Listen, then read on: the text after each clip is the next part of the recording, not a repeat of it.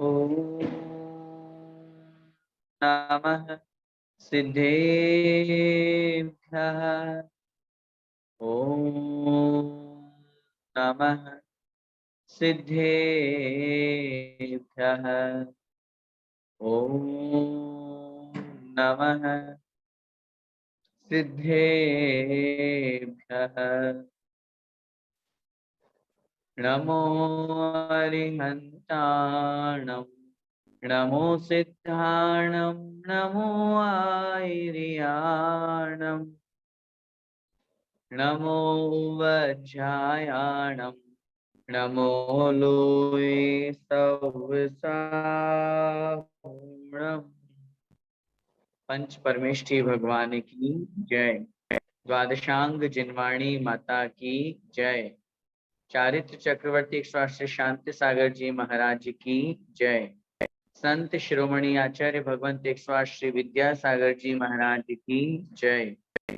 परम पूज्य गुरुदेव निर्यापक श्रवण मुनि पुंगव श्री सुधा सागर जी महाराज की जय।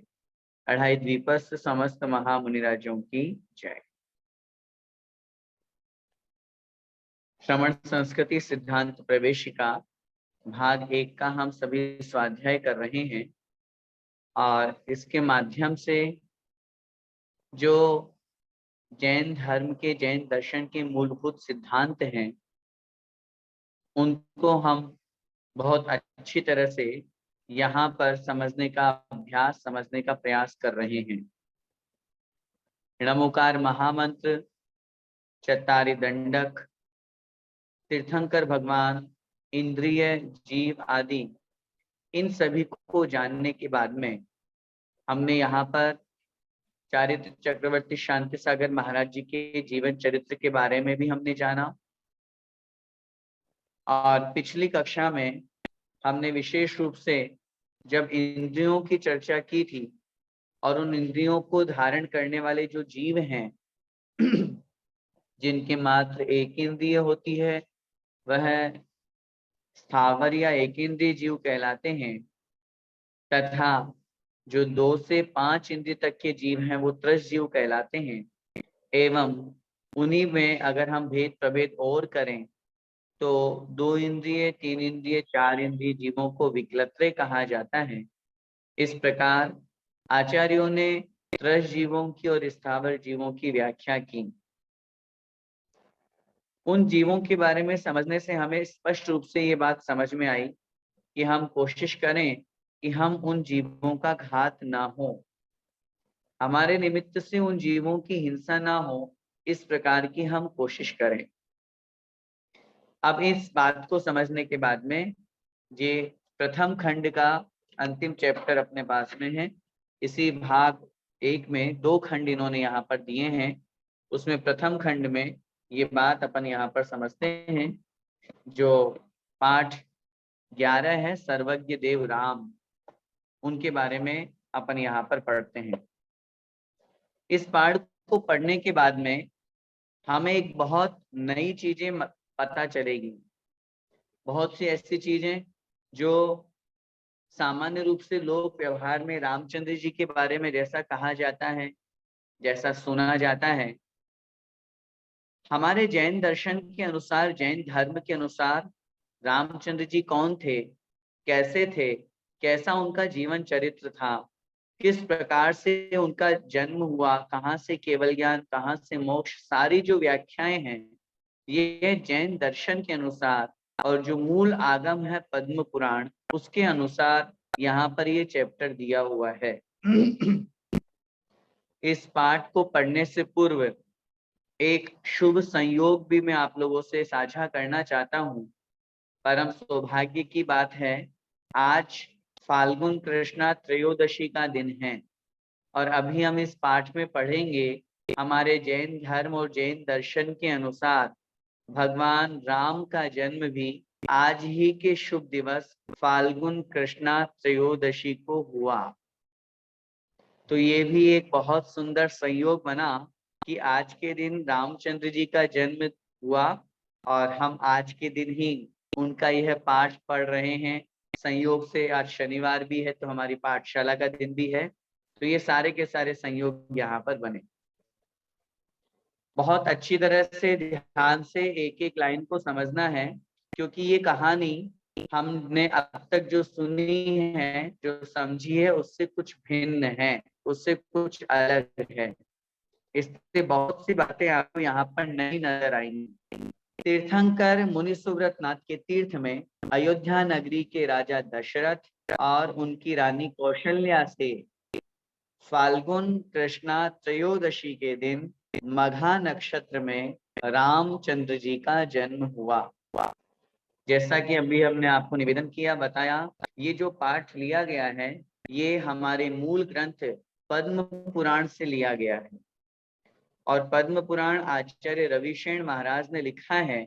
रविशेन महाराज ने जो पद्म पुराण ग्रंथ की रचना करी है रामचंद्र जी के बारे में, पद्म पुराण से पहले किसी भी ग्रंथ में विशेष व्याख्या नहीं की।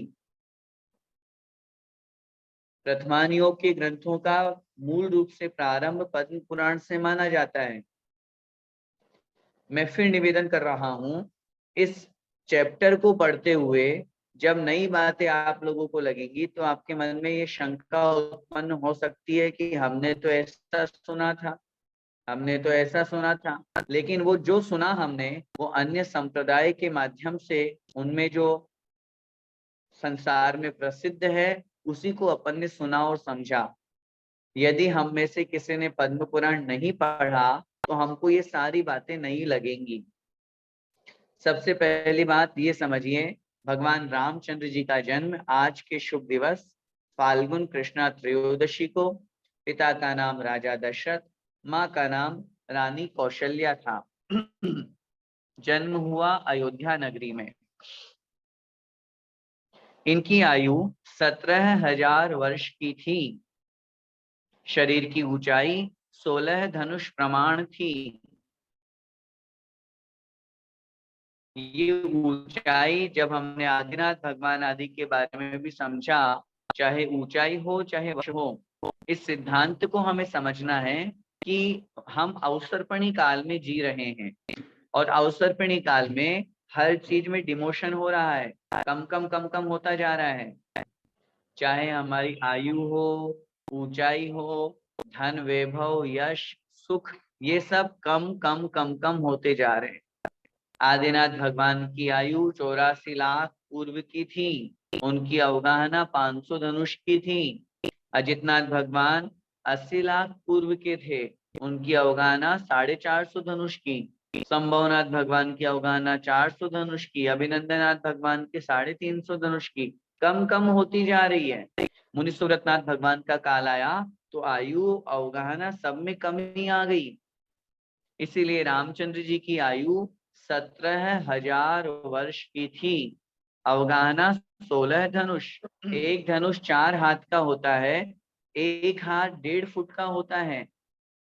इस अपेक्षा से हम चर्चा करेंगे तो 16 धनुष 6 फुट का एक धनुष हो गया। इस अपेक्षा से रामचंद्र जी की ऊंचाई समझना चाहिए। दशरथ की अन्य रानियों में सुमित्रा का पुत्र लक्ष्मण, कैकेयी का पुत्र भरत तथा सुप्रभा का पुत्र शत्रुघ्न था।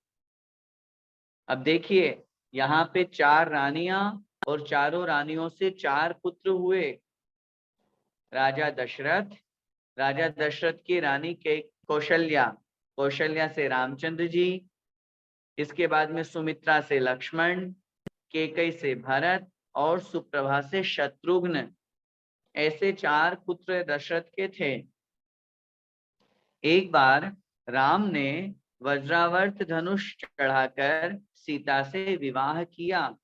हम सभी जानते हैं सीता से विवाह की शर्त रखी थी कि जो इस वज्रावर्त धनुष को चढ़ाएंगे, जो उठा सकते हैं अपने बाहुबल से, वही सीता से विवाह कर पाएंगे। और ये कार्य रामचंद्र जी ने किया था। कैकेयी के द्वारा भरत के लिए राज्य मांगने पर राजा दशरथ ने राम के समक्ष अपनी चिंता व्यक्त की। तब राम पिता की आज्ञा का सम्मान करते हुए राजभवन को छोड़कर लक्ष्मण और सीता के साथ वन की ओर चले गए। अन्य संप्रदाय की कहानी में अपन पढ़ते हैं कि उन्होंने वरदान मांगा और उस वरदान में वो हार गए, और फिर बाद में एक वरदान के लिए कैकेयी ने कहा, रामचंद्र जी विवाह करके लौटे नहीं थे, उसके पहले उन्होंने सारा का सारा खेल रचा। ये वैष्णव का। अन्य संप्रदाय में, जैन धर्म में, ये सारी की सारी बात जो अभी अपन ने पढ़ी, भरत की जो माता थी कैकेयी ने स्पष्ट जाकर के कहा, मुझे अपने पुत्र को राज्य देना है। अब चूंकि भाई तो वो भी था, लेकिन रामचंद्र जी ने के सामने, रामचंद्र जी बड़े समझदार थे, बुद्धिमान थे। पिता ने जब रामचंद्र जी से ये डिस्कस किया तो रामचंद्र जी ने कहा, कोई चिंता वाली बात नहीं है, जहाँ विवाद का कार्य हो मैं वहां नहीं रहूंगा। और वो वहां राजभवन को छोड़ करके वन की ओर चले गए। राम के वन गमन करते ही शोक संतप्त पिता दशरथ को संसार स्वार्थी है इस प्रकार का चिंतन करते ही वैराग्य हो गया। तब सर्वभूत हित मुनिराज के पास उन्होंने मुनि दीक्षा धारण कर ली। राजा दशरथ हमारे यहाँ मुनि बने हैं। अन्य संप्रदाय की कहानी में अपन पढ़ते हैं कि उन्होंने अपने पुत्र राम को याद करते करते और प्राण त्याग दिए। वो जो हम सारा प्रसंग पढ़ते हैं ना, लक्ष्मण वो श्रवण के माध्यम से, तो सारी की सारी जो क्रिया है उसमें स्पष्ट रूप से ये समझना, उन्होंने प्राण ऐसे नहीं त्यागे, बड़े समझदार थे। जहां रामचंद्र जी मोक्षगामी जीव हैं तो उनके पिता ऐसे थोड़ी ना होंगे जो संसार में इस तरह से भटकेंगे। स्पष्ट रूप से लिखा है पद्म पुराण में कि उन्होंने ये सब जब जाना कि वास्तव में मेरी पत्नी ने सिर्फ एक अपने पुत्र के मोह के कारण से मेरे से राज्य की मांग कर ली, तो उनके मन में आया और उन्होंने जाकर के और मुनि दीक्षा ले ली। मुनि महाराज के सामने जान लिया संसार स्वार्थी है, ऐसा भाव जान करके। आगे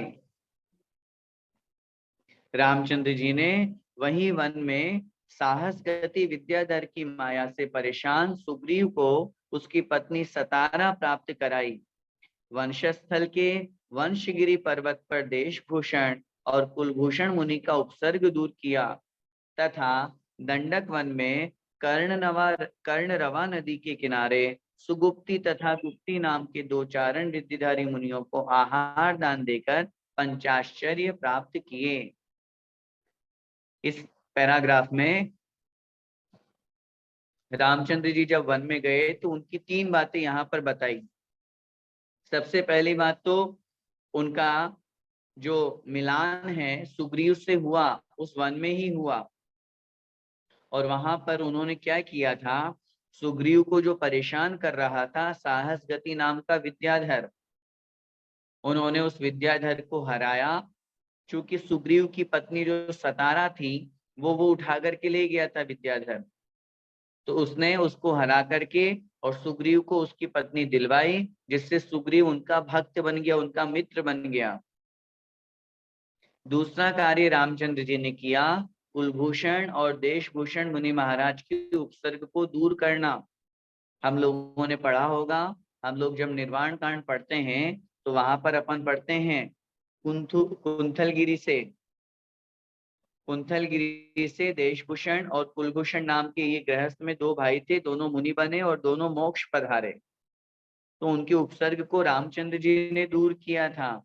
और तीसरा, जो सुगुप्ती और गुप्ती नाम के दो चारण रिद्धिधारी मुनि महाराज थे, जंगल में रह करके भी उन्होंने उनको आहार दान दिया था। यहाँ तो ये जो हम पढ़ रहे हैं ये बहुत संक्षेप है, बहुत थोड़ा है।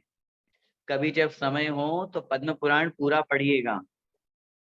मैं हमेशा एक बात कहता हूँ, अपने सांसारिक और व्यवहारिक जीवन को भी सुंदर बनाना है तो एक बार जरूर हम पद्म पुराण पढ़ें। दो भाइयों में स्नेह कैसा होता है अगर देखना है तो रामचंद्र जी और लक्ष्मण का देखिए। पति पत्नी में स्नेह कैसा होना चाहिए, किस तरह एक दूसरे की मर्यादा का सम्मान करना चाहिए, अगर ये देखना है तो रामचंद्र जी और सीता का देखिए। पिता और पुत्र में कैसे सम्मान, कैसा अभिवादन, कैसे एक दूसरे की क्रियाओं में कार्य करना चाहिए, कैसे कर्तव्य का पालन करना चाहिए, अगर ये देखना है तो दशरथ और राम का देखिए। पूरा हमारा लौकिक व्यावहारिक जीवन उसमें छिपा हुआ है।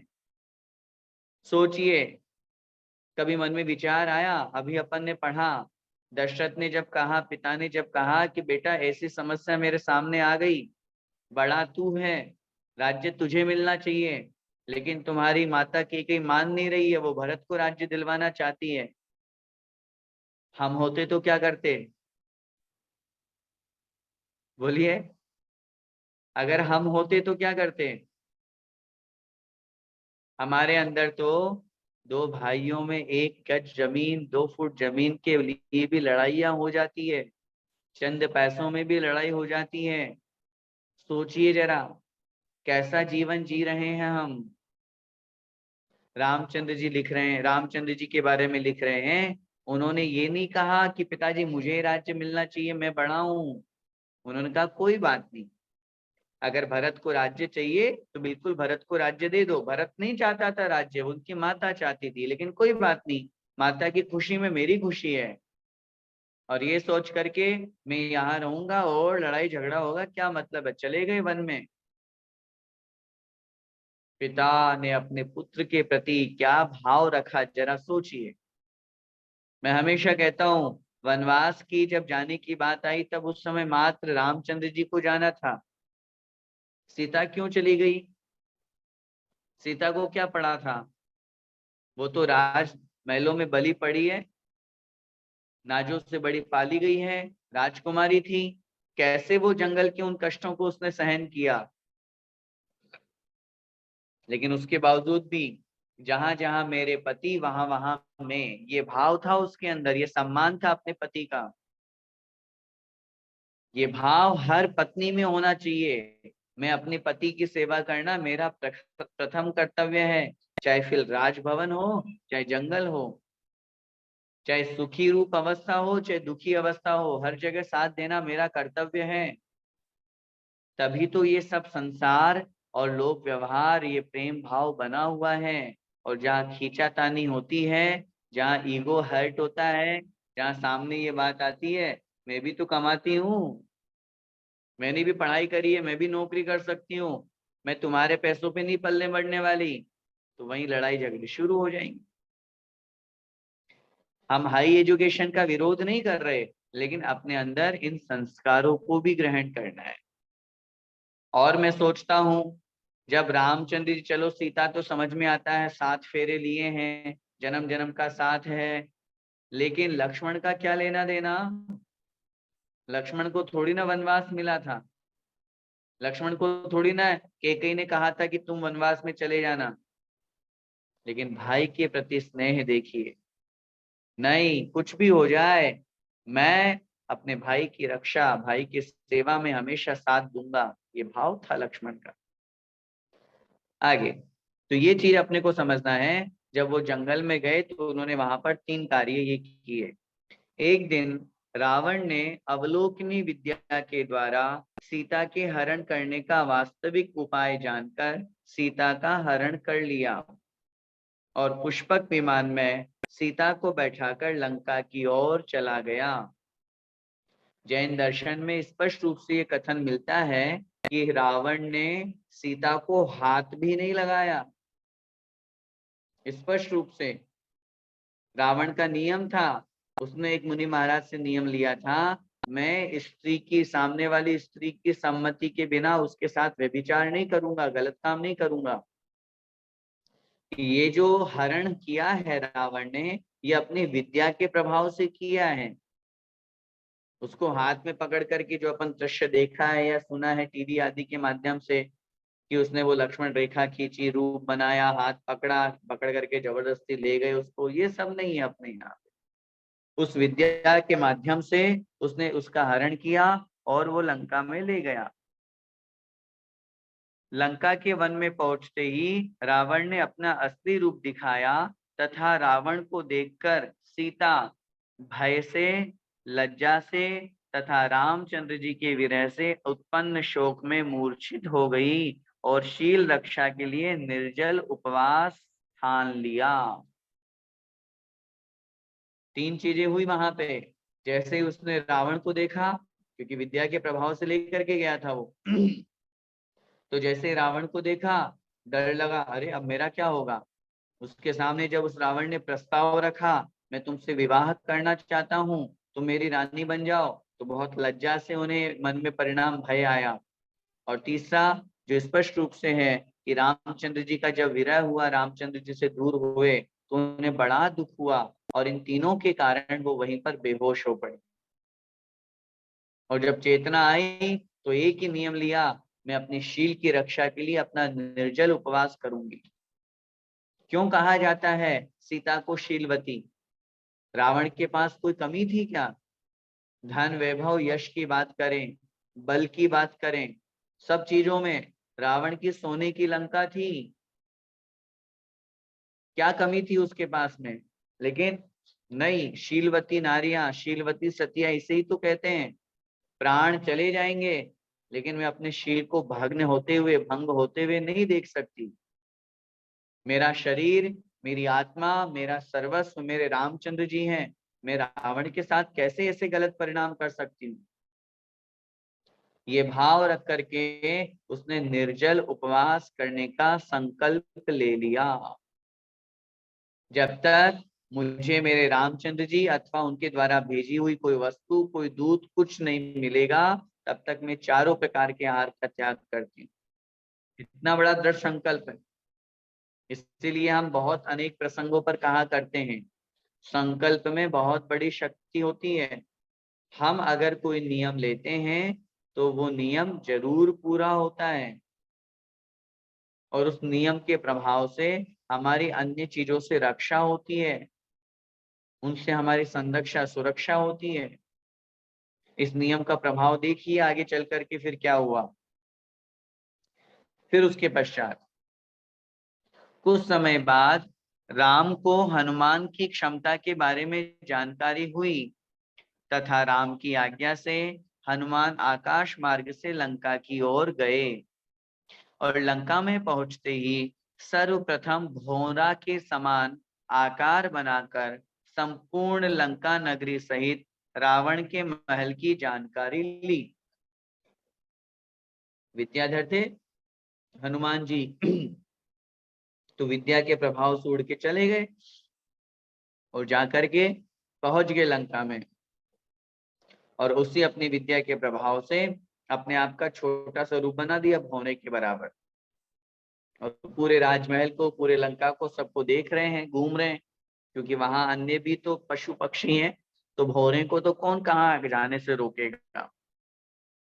और सारे रावण के महल की जानकारी ली। तदनंतर नंदन वन के प्रमद उद्यान में शिंशपा वृक्ष के ऊपर बैठकर हनुमान ने प्लवग नामक विद्या के द्वारा अपना बंदर जैसा रूप बना लिया, क्योंकि अब कुछ ना कुछ रूप तो दिखाना पड़ेगा ना। एक बात और अच्छी तरह से समझना, हनुमान जी बंदर नहीं थे। अन्य संप्रदाय में राम रावण को राक्षस माना है, सुग्रीव को, हनुमान को, इन सबको बंदर माना है। ये बंदर नहीं। जब अपन पद्म पुराण पढ़ते हैं तो वहां स्पष्ट रूप से लिखा, वो वानर वंशी थे। वानर वंश होना और वानर होना अलग बात है। वंश का नाम था रावण, सॉरी, वंश का नाम था वानर, लेकिन वास्तव में वानर नहीं थे, बंदर नहीं थे। ऐसे ही रावण राक्षस वंशी था, राक्षस नहीं था। हाँ, गलत कार्य किया इसलिए लोगों ने उसे इस रूप में ले लिया, असुर ले लिया, लेकिन वास्तव में कोई देव थोड़ी ना था वो कि राक्षस कह दिया आपने उसको। जैसे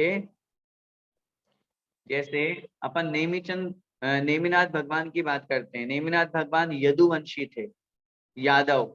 अब वर्तमान में यादव शेड्यूल कास्ट के होते हैं, तो नेमिनाथ भगवान कोई यादव थोड़ी ना थे, वंश का नाम था उनका। तो ऐसे ही ये वंश के नाम है। तो उन्होंने अपनी विद्या के प्रभाव से बंदर का रूप बना लिया और वन की रक्षा करने वाले सैनिकों को बेहोश कर विनीत भाव से सीता के सामने खड़े होकर श्री राम के द्वारा प्रदत्त चिन्ह और राम के संदेश को सुनाया। उन्होंने अपनी मुद्रिका, अपनी अंगूठी जो उतार करके दी थी हनुमान को, और उनको कहा था तो जब तुम जाओगे सीता के सामने तो सीता कैसे तुम्हारे ऊपर विश्वास करेगी। वो तो परदेश में है और वहां तो हर कोई सब कुछ लुटेरे हैं, उनको लूटना चाहते हैं।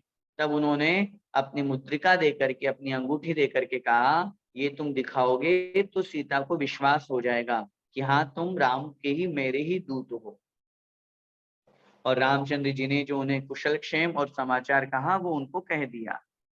तब सीता आश्वस्त हुई और हर्ष को प्राप्त हुई और हनुमान के निवेदन पर सीता ने 11वें दिन आहार ग्रहण किया। जैन धर्म, जैन दर्शन के अनुसार सीता ने जब तक अपने पति का समाचार नहीं सुना 10 दिन तक पूरा निर्जल उपवास किया था। और यही भावना लेकर के मैं अपनी शील की रक्षा कर रही हूँ, जो होगा सो देखा जाएगा, लेकिन मैं गलत काम नहीं कर सकती। आगे रामचंद्र जी ने हनुमान एवं सुग्रीव की सहायता से 50 करोड़ 84 लाख भूमि गोचरी एवं 3 करोड़ विद्याधरों की सैन्य शक्ति के साथ लंका की ओर प्रस्थान किया। रामचंद्र जी और रावण का युद्ध हुआ है और उस युद्ध में रामचंद्र जी जब आए थे तो 3 थे केवल, रामचंद्र जी, सीता और लक्ष्मण। लेकिन अपने आप की बुद्धिमत्ता से, अपने व्यवहार से, अपनी कौशल शक्ति से उन्होंने सुग्रीव आदि को सबको अपना बनाया। और जैसे सुग्रीव को बनाया तो उसकी पूरी सैन्य शक्ति उनकी हो गई। तो यहाँ पे उनकी सैन्य शक्ति, सेना कितनी बड़ी थी वो बता रहे हैं, 50 करोड़ 84 लाख भूमि गोचरी। भूमि गोचरी का मतलब होता है पृथ्वी पर चलने वाले, जिनके पास विद्याएं नहीं है, सामान्य लोग जो भूमि पर चलने वाले हैं। और 3 करोड़ विद्याधर जो आकाश में उड़ सकते थे, आना जाना कर सकते हैं, विद्याधर, ऐसे उनके साथ में लंका की ओर प्रस्थान किया। और 20 योजन विशाल रणभूमि में, युद्ध भूमि में राम और रावण में करीब 4.5 माह तक युद्ध होता रहा। जैन धर्म, जैन दर्शन के अनुसार लगभग 4.5 महीने तक दोनों में युद्ध हुआ। अंत में रावण के द्वारा प्रहार किए गए चक्र को प्राप्त कर लक्ष्मण ने वही चक्र चलाकर रावण का वध कर दिया।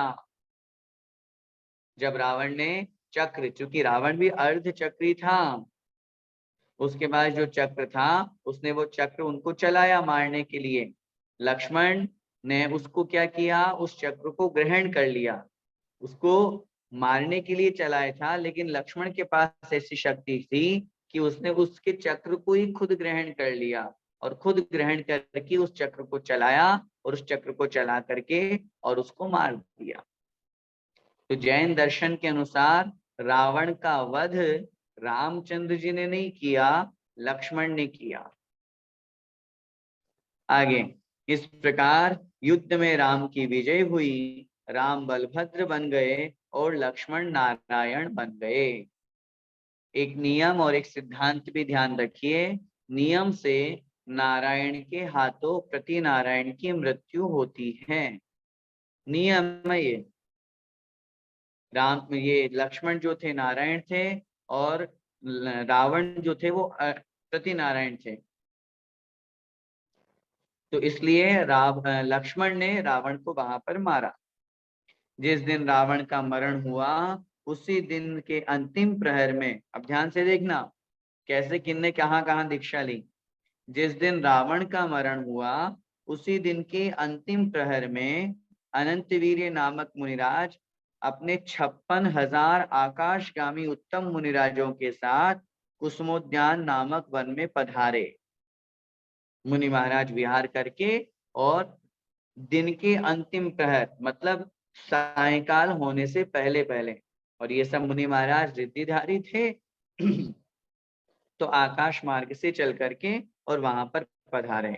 और तभी रात्रि के पिछले प्रहर में अनंत वीर्य मुनिराज को केवल ज्ञान प्रकट हो गया।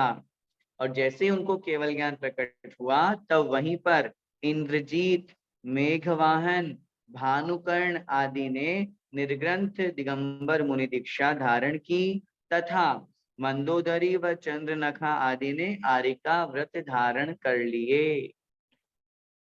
किस दिन? जिस दिन युद्ध समाप्त हुआ, रावण की मृत्यु हुई, उसी दिन अगले ही दिन रात्रि में मुनि महाराज पधारे। दिन के समय रात्रि में केवल ज्ञान प्राप्त हुआ और अगले दिन उनके सब भाइयों ने मुनि दीक्षा धारण कर ली और पत्नी मंदोदरी और अन्य चंद्रनखा आदि जो उनकी बहनें आदि थी, पत्नी थी, इन सब ने आरिका व्रत अंगीकार कर लिए। ये एक बहुत स्पष्ट बात समझना है कि वैराग्य किस प्रकार आता है और उस वैराग्य को प्राप्त करके जब संसार की स्थिति को देखते हैं। पहले अपन ने पढ़ा कि रामचंद्र जी के जो पिता हैं उन्होंने भी स्पष्ट रूप से रामचंद्र जी के चले जाने पर किसी प्रकार से अपने आप को दुखी नहीं किया, बल्कि राजा दशरथ ने अपने आयु का अंतिम समय, अपने आयु के उस समय को मुनि दीक्षा को लेकर के और अपनी आत्मा का कल्याण किया। अपने यहाँ अपन पढ़ते भी हैं निर्वाण कांड में, इंद्रजीत अरूप कुंभकर्ण ये सब मोक्ष पधारे हैं अपने यहाँ पे। आगे राम लक्ष्मण और सीता सहित 6 वर्ष तक लंका में ही रहे। युद्ध हुआ, युद्ध के बाद ये सारी की सारी घटना घटी, 6 वर्ष तक लंका में रहे। तत्पश्चात संपूर्ण राज्य विभीषण को सौंपकर पुष्पक विमान से वे सब अयोध्या आ गए।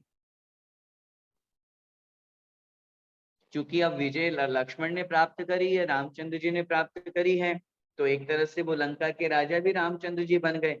लेकिन उनको वहां रहना नहीं था। विभीषण जो उनके भाई थे उनको उन्होंने राज्य सौंप दिया और स्वयं अयोध्या आ गए। माताओं से कुशल क्षेम पूछकर प्रणाम करके उनका आशीर्वाद प्राप्त किया जब वो अयोध्या लौट करके आए। राम के आते ही भरत ने मुनि दीक्षा धारण कर ली। देखिए ये होता है बड़े भाई का सम्मान।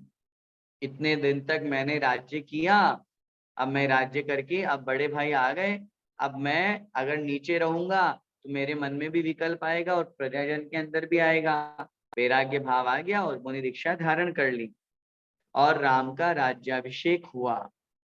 सीता के विषय में लोकापवाद होने से राम ने सीता का परित्याग करना राज्योचित समझा। लोकापवाद क्या हो गया था सभी को पता है। जब रामचंद्र जी, सीता और लक्ष्मण वापस लौटे, रहने लगे वापस अयोध्या में, राम का राज्याभिषेक हो गया, रामचंद्र जी राजा बन गए, तब उस समय एक धोबी ने किसी से ये कह दिया, कैसे हैं रामचंद्र जी, इन्होंने सीता की परीक्षा भी नहीं करी और रख लिया अपने पास। इतने वर्ष तक ये रावण के साथ में वहां पर लंका में रह करके आई है और इसकी शील की परीक्षा किए बिना इसको रख लिया। ये बात जब रामचंद्र जी के कानों में पहुंची तो उन्होंने सोचा और समझा, अगर मैं यहाँ पर निर्णय नहीं लूंगा तो लोकापवाद होगा, लोग कहेंगे अच्छा खुद की पत्नी है इसलिए कुछ नहीं कहा।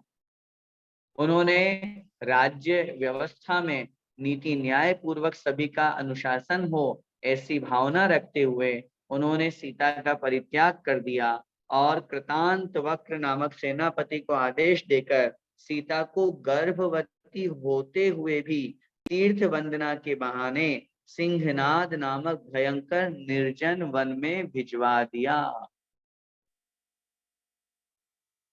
इन सब प्रसंगों को जब पढ़ते हैं तो रूह कांपती है, लगता है कितना कठोर हृदय किया उस समय रामचंद्र जी ने। लेकिन जब नीति और न्याय की बात आती है तब उस समय कुछ नहीं देखा जाता। गलत काम अगर किसी ने किया है तो वो बेटा भी क्यों ना हो, गलत काम की सजा मिलनी चाहिए उसको। भले सीता ने कोई गलत काम नहीं किया था, लेकिन लोक में अपवाद हो गया, लोक में निंदा हो गई, परीक्षा करनी होगी, परीक्षा देनी होगी सीता को, और उसको भिजवा दिया। तब सीता ने भाग्य पर विश्वास करके धैर्य धारण किया और कुछ दिन बाद ही अनंगलवण और मदनांकुश 2 पुत्रों को जन्म दिया। ये बहुत बड़ी बात है। आजकल वर्तमान में अगर अपन उस दृष्टि को देखें तो थोड़ी सी बात कोई कुछ कह देता है तो हम बहुत जल्दी विपरीत परिस्थिति में हो जाते हैं, क्रोधित हो जाते हैं, गुस्सा हो जाते हैं और उल्टा सीधा कहते हैं, उसके प्रति मारने का भाव मन में आ जाता है। इतना सब कुछ होने के बावजूद भी सीता के मन में ये नहीं आया कि वो रामचंद्र जी को गाली दे रही है। कृतांत वक्र, मैं फिर कह रहा हूं, ये तो बहुत संक्षेप में लिखा, मूल ग्रंथ में जब हम पढ़ेंगे तो वहां तो लिखा, जैसे कृतांत वक्र ने कहा माते सीता यहाँ उतरना है। सीता ने कहा क्या, तुम तो कह रहे थे तीर्थ वंदना करने जाना है। कृतांत वक्र ने सिर नीचा करके कहा क्षमा चाहता हूँ माते, झूठ बोला गया है, आपको यहीं उतारने का मुझे आदेश मिला है। क्यों, मैंने ऐसा क्या किया। पूरी घटना उनको सुनाई। सुनाने के बाद में सीता ने कहा कोई बात नहीं, तुम विकल्प मत करो, बस इतना सा संदेश अपने राजा रामचंद्र जी को दे देना, मेरे स्वामी को दे देना कि जिस प्रकार लोगों के कहने पर उन्होंने मुझे छोड़ दिया, उस प्रकार किसी और के कहने पर धर्म को मत छोड़ देना। कितनी बड़ी बात है, सोचिए जरा। उस समय उनके मन में क्रोध आ सकता था और आया ही होगा। मेरी स्थिति तो देखो, मैं प्रेग्नेंट हूँ, गर्भवती हूँ, बच्चे होने वाले हैं, उस स्थिति में मैं कहाँ पालूंगी, कहाँ जाऊंगी, क्या खाऊंगी, क्या पीऊंगी, कैसे रक्षा करूंगी इनकी। कोई मन में कोई कोई भाव नहीं आया रामचंद्र जी पे और मुझे छोड़ दिया। लेकिन सीता का भी उतना ही मन धैर्य से युक्त था। हम लोग बहुत जल्दी पेशेंस खो देते हैं, हम लोग बहुत जल्दी आपे में आ जाते हैं, आपा खो देते हैं तुरंत। सामने वाले पे सुना नहीं, उसके पहले गुस्सा। किसी थर्ड पर्सन ने हमारे बारे में कुछ कहा, हमें नहीं पता कि भाई कहा भी या नहीं कहा, और तुरंत हम उसके प्रति गुस्सा हो जाते हैं, उसके प्रति अपने गलत भाव पैदा कर लेते हैं। सोचिए, ये जितने भी प्रतिमान योग हैं, जितने भी प्रसंग हैं, इनको क्यों पढ़ने के लिए कहा जाता है, क्योंकि इनको पढ़ने से हमारे अंदर धैर्य भाव उत्पन्न होता है। इस पाठ को अपन पढ़ने से क्या शिक्षा ग्रहण कर रहे हैं, ये तो शिक्षा ग्रहण करना है। इतना सब कुछ होने के बावजूद भी सीता के मन में ये नहीं आया कि मैं अपने पति को गाली दूं, मैं अपने पति को भला बुरा कहूं। नहीं, ठीक है, मेरा भाग्य है, मेरी किस्मत है। भरत के राज्य की जब बात आई तो रामचंद्र जी ने कभी कोई प्रतिकार नहीं किया, कोई बात नहीं, उसको बनना है राजा, उसको बना दो, मैं चला बाहर, हर चीज को। तो इन सबको पढ़ने का उद्देश्य प्रतिमानियों का इसी पुण्य पाप की कथाओं का तो फल है। पुण्य करने से ये फल मिलता है, पाप करने से ये फल मिलता है, ये सब प्रतिमान योग की कहानियों से ही हमें ज्ञान होता है। तो इस प्रकार धैर्य को धारण किया और कुछ दिन बाद 2 पुत्रों को जन्म दिया, अनंग लवण और मदनांकुश। एक दिन सौधर्म इंद्र की सभा में राम और लक्ष्मण के परस्पर प्रेम की चर्चा हुई। जैसा कि हमने आपको बताया ना अभी, प्रेम वात्सल्य अगर देखना हो तो रामचंद्र जी और लक्ष्मण का देखिए। तब कौतूहलवश परीक्षा करने के लिए रत्नचूल और मृगचूल नाम के 2 देव अयोध्या के महल में आए।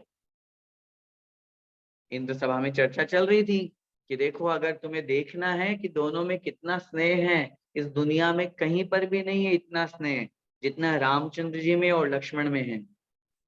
तो दोनों देव के मन में आया चलो चल के परीक्षा लेनी चाहिए।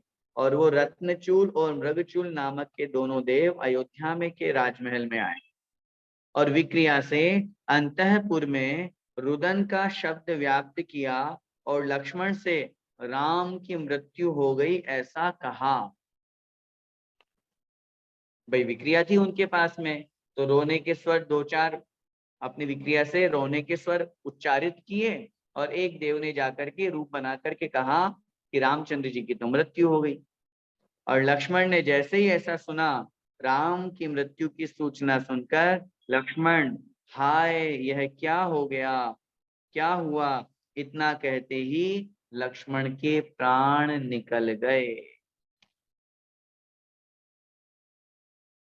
सोचिए कितना प्रगाढ़ स्नेह है 2 भाइयों में। अपने भाई की मृत्यु का समाचार सुनकर के स्वयं मृत्यु को प्राप्त हो गए, जबकि वो ये जानते थे मेरे भाई तो चरम शरीरी हैं, तद्भव मोक्षगामी हैं, लेकिन उसके बावजूद भी उस समय विवेक काम नहीं किया, उस समय ये भाव मन में नहीं आया, और बस अपने भाई के स्नेह में इतने व्याकुल हुए कि उसी समय मन में ऐसा आया, और मेरा भाई चला गया, ओ अब मैं क्या करूंगा, बस मैं भी गया, और रामचंद्र और लक्ष्मण की मृत्यु हो गई। राम भी लक्ष्मण के मोह के वश 6 माह तक पागलवत चेष्टा करते रहे। जो अपन प्रसंग पढ़ते हैं कि वो 6 माह तक उनकी डेड बॉडी को अपने कंधे पर लटका करके घूमते रहे, पागल हो गए। आचार्यों ने लिखा शास्त्रों में, रामचंद्र जी 2 बार पागल हुए जीवन में। एक बार तब जब सीता का हरण हो गया था। आप पढ़िए पद्म पुराण, क्या लिख रहे हैं आचार्य महाराज। पागल हो गए थे रामचंद्र जी, बिल्कुल पागलों की जैसे जीवन जी रहे हैं। उस पानी से पूछ रहे, नदी से मेरी सीता को देखा, पेड़ पौधों से पूछ रहे मेरी सीता को देखा, उन जंगल के वृक्षों से पूछ रहे हैं, जंगल के जानवरों से पूछ रहे हैं मेरी सीता को देखा। खाने पीने की कोई सुध नहीं, पागलों की तरह घूम रहे हैं। इतना राग था सीता के प्रति। और दूसरी बार पागल हुए लक्ष्मण को लेकर के, जब पता चला लक्ष्मण की मृत्यु हो गई, मेरा भाई चला गया। इतना स्नेह था दोनों के अंदर, उस स्नेह के कारण से ये सब पागलवत चेष्टा करते रहे। उसी समय अनंग लवण और मदनांकुश ने भी मुनि दीक्षा ले ली। देखिए रामचंद्र जी ने दीक्षा नहीं ली अभी, उनके दोनों बेटों ने दीक्षा ले ली। राम का मोह शिथिल होते ही अपनी चेष्टा पर वे लज्जित हुए, और उन्होंने भी शोक का त्याग करके लक्ष्मण से मोह का त्याग कर दिया। उन्हें भी फिर बाद में समझ में तो आया कि भाई मैं क्या कर रहा था, जबकि रामचंद्र जी क्षायिक सम्यक दृष्टि थे, क्षायिक सम्यक दृष्टि थे, लेकिन उसके बावजूद भी मोह ऐसा ही होता है, कषाय ऐसी ही होती है। लेकिन कोई बात नहीं, जब जागो तब सवेरा। जब ये पता चला मैं क्या कर रहा था, अपने आप पर लज्जित हुए, अपने आप पे उन्होंने अपने आप को प्रायश्चित रूप में दिया, और सोच समझ करके, और फिर उस लक्ष्मण के प्रति मोह का त्याग किया।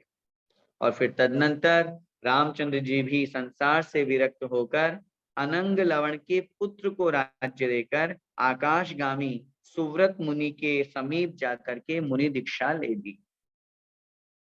उन्होंने किनसे दीक्षा ली?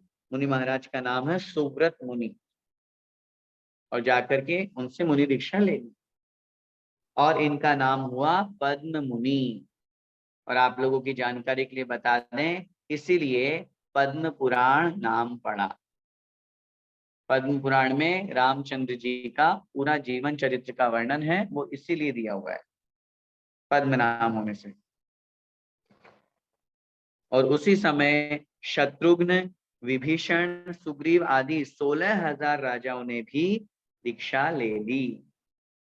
पहले ही सीता ने आर्य का दीक्षा ले ली थी, क्योंकि अपन वो प्रसंग चूंकि इसमें यहाँ दिया नहीं, शॉर्ट में दिया है, चैप्टर दिए। वो वहां पे गई, और वहां पे जाने के बाद में फिर उसकी अग्नि परीक्षा हुई। अग्नि परीक्षा में जैसे ही वो निकल गई तो सबने कहा चलो अब वापस घर चलते हैं। रामचंद्र जी ने कहा चलो सीते घर चले। सीता ने कहा कौन सी सीते, कहाँ की सीते, तुमने तो मुझे भेज दिया था वन में, अब कहाँ, देख लिया मैंने संसार, अब कहीं नहीं जाना, अब तो मैं जा रही हूँ दीक्षा लेने। और वो वहीं से सीधा आर्य का दीक्षा ले ली थी, ऐसा प्रसंग है। तो इधर सीता ने आर्य का दीक्षा ले ली थी, और वह उसने समाधि मरण करके अच्युत स्वर्ग में स्वयंप्रभ नामक वो देव हुई। स्त्री पर्याय का छेदन उसने कर दिया, और स्वयंप्रभ नामक देव पर हुई। उस देव ने मोह के वशीभूत होकर राम को विचलित करने का प्रयास किया। अब देखो मोह कहाँ कैसे जागृत होता है।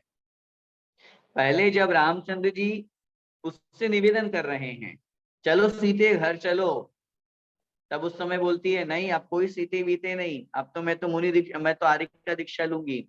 और जब अब रामचंद्र जी मुनि बन गए तो सीता का मोह वापस जागृत हो गया, सीता रूप में नहीं, लेकिन आत्मा तो वही है ना, मोह तो पूर्व पर्याय का भी तो साथ होता है। वो वहां पर उस देव की पर्याय में था, और देव की पर्याय में होने के बावजूद भी स्वयं ब्रह्म नामक देव के रूप में वो था, और वहां से वो 16वें स्वर्ग से नीचे आया। आचार्यों ने लिखा, रामचंद्र जी साधना कर रहे हैं, रामचंद्र जी साधना कर रहे हैं, खड़गासन में ध्यान कर रहे हैं, उसने स्वयं प्रभ नामक देव ने सीता का रूप बनाया। देव है, विक्रिया से कुछ भी कर सकता है, और सीता का रूप बना करके और कहा, अरे प्राणेश्वर क्या कर रहे हो, इतनी तपस्या मत करो, मोक्ष चले जाओगे, अभी तो अपन को संसार में दोनों को साथ साथ रहना है। इस तरह से परिणाम थे। लेकिन उस समय रामचंद्र जी वैरागी थे, तो उन्होंने रामचंद्र जी को अपने मोह के कारण से उनको विचलित करने का प्रयास किया। लेकिन पद्म मुनि ने 395 वर्ष के बाद तप करके माघ शुक्ला द्वादशी की रात्रि में केवल ज्ञान को प्राप्त कर लिया, और भक्ति से प्रेरित होकर के सीता के जीव ने उन केवल ज्ञानी राम की पूजा की और अनुराग भाव के प्रति क्षमा याचना की।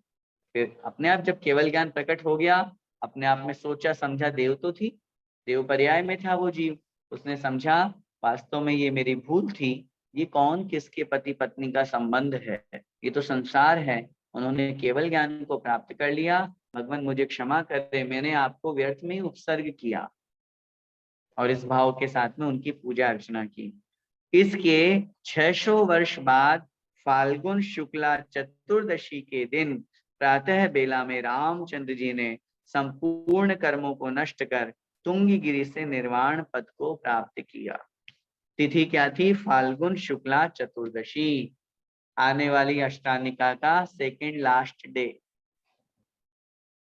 फाल्गुन शुक्ला पूर्णिमा को 28 अपनी पूर्ण होती है, और चतुर्दशी के दिन रामचंद्र जी को मोक्ष की प्राप्ति हुई तुंगी गिरी से, जिसे अपन मांगी तुंगी कहते हैं, 2 पहाड़ी है वहां पे। तो इस प्रकार इस पाठ में हमने रामचंद्र जी के बारे में संक्षेप जानकारी ली। विशेष जानकारी के लिए हमें जो मूल ग्रंथ पद्म पुराण है उसका स्वाध्याय करना चाहिए। मैं आपसे फिर निवेदन कर रहा हूँ, बहुत सी नई बातें, बहुत सी नई चीजें आप लोगों ने यहाँ पर पढ़ी होगी। हमारे जैन धर्म में, जैन दर्शन के अनुसार ये सही बातें हैं। अन्य संप्रदाय ने इन्हीं बातों को लेकर के अपनी नई नई बातें पैदा करके और अपने आप के धर्म में वैसा कुछ लिख दिया। अगर ये ऐसा का ऐसा ही लिखते या ऐसा का ऐसा ही बोलते तो फिर भिन्नता कहाँ प्रकट होती। अब उनके यहाँ लिखा रामचंद्र जी के वनवास से लौटने पर फिर उन्होंने दीपावली मनाई। अपने यहाँ तो भगवान महावीर स्वामी के निर्वाण थी। तो इस तरह से अनेक ऐसे प्रसंग हैं जो लोक व्यवहार में चल रही रामायण से भिन्न है, लेकिन मूल आगम का होने से हमें इसी पर विश्वास करना चाहिए और इसी पर श्रद्धान करके रामचंद्र जी के जीवन चरित्र को जानना चाहिए। अपन इस संक्षेप में रामचंद्र जी के जीवन चरित्र को पढ़ा और समझा। हमें इस पाठ से यही शिक्षा लेनी है कि हम सबको अपना जीवन मर्यादा पुरुषोत्तम श्री राम के जैसा बनाना है।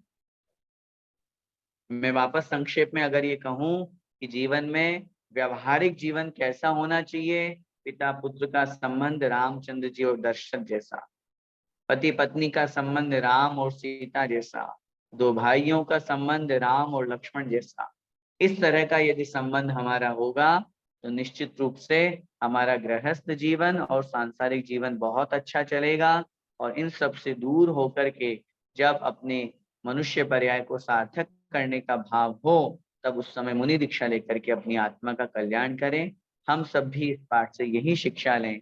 इसी मंगलमय भावना के साथ बोले द्वादशांग जिनवाणी माता की जय।